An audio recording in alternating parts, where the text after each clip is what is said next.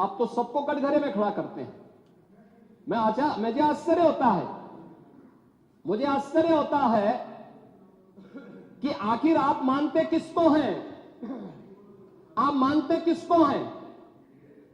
मुझे एक बात बताओ कि भारत के संविधान के अनुरूप माननीय उच्चतम न्यायालय, एक तरफ आपने सर्वे के बारे में माननीय उच्चतम न्यायालय की बात का स्वागत किया और माननीय उच्चतम न्यायालय ही एक बात को कहता है, बार बार भारत के माननीय उच्चतम न्यायालय ने समान नागरिक कानून की बात देश के अंदर लागू करने की कही है।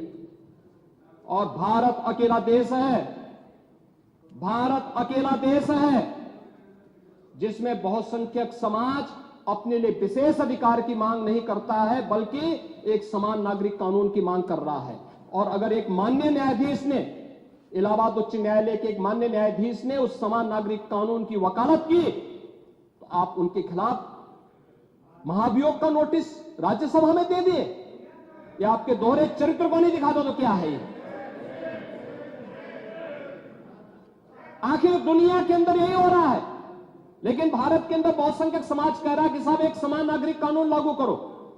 लेकिन अगर वही माननीय न्यायाधीश एक सामाजिक सांस्कृतिक संगठन के कार्यक्रम के दौरान इस बात को कहते हैं कि दुनिया के अंदर ये है, अगर भारत के अंदर इसको मांग करने की वकालत हो रही है तो बुरा नहीं।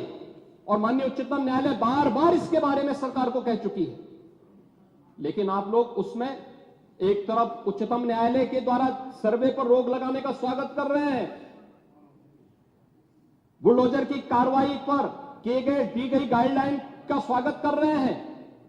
उसका तो स्वागत हमने भी किया है, क्योंकि उत्तर प्रदेश अकेला राज्य है जिसने बुलडोजर की कार्रवाई को अक्सरशः सुप्रीम कोर्ट की उस गाइडलाइन के अनुसार अंजाम दिया है, अक्सरशः। और इसीलिए मैं कह रहा हूं कि यही स्थिति है कि माननीय न्यायाधीश इलाहाबाद उच्च न्यायालय ने अगर वक्तव्य दिया समान नागरिक कानून के बारे में, तो समाजवादी पार्टी, कांग्रेस, इन सब के लोगों ने राज्यसभा में उनके खिलाफ एक महाअभियोग की नोटिस ही देकर के आप सच को मुंह जबरदस्ती बंद करना चाहते हैं। और वहीं पे नहीं किया आपने, यहां पर भी आप चुप नहीं रहे। राज्यसभा के माननीय सांसद, माननीय सभापति तो भारत के महामहिम उपराष्ट्रपति भी हैं, उनके खिलाफ भी अविश्वास प्रस्ताव की नोटिस दे दी गई, इसलिए क्योंकि उन्होंने सदन स्मूथली चलाने के लिए सदन के सभी पक्षों से कहा। एक सभापति के रूप में, एक चेयरपर्सन के रूप में उनकी जिम्मेदारी यही है, उन्होंने इसी बात को कहा।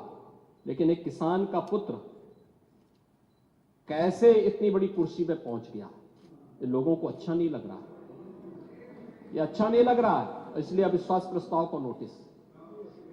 चुनाव के दौरान चुनाव आयोग को कटघरे में खड़ा किया गया, चुनाव आयोग को कटघरे में खड़ा करने का प्रयास, यानी जबरदस्ती आप गन पॉइंट पर अपनी बातों को मनवाना चाहते हैं संवैधानिक संस्थाओं से। मुझे लगता है ये चरित्र अच्छा नहीं है, ये स्वस्थ लोकतंत्र के लिए अच्छी परंपरा नहीं है। हमें संवैधानिक संस्थाओं का सम्मान करना सीखना होगा।